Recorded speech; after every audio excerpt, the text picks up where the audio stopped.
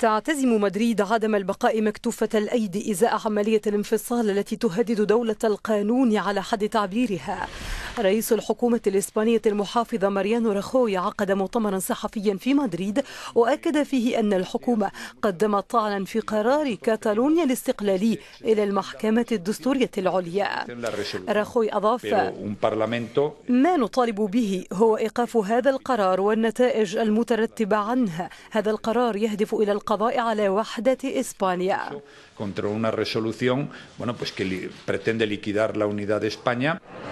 حكومة مدريد تعتبر أن قرار البرلمان الكتالوني تسبب في توسيع الشرخ بين كتالونيا وإسبانيا وبين الكتالونيين أنفسهم بين مؤيد للانفصال ومعارض له.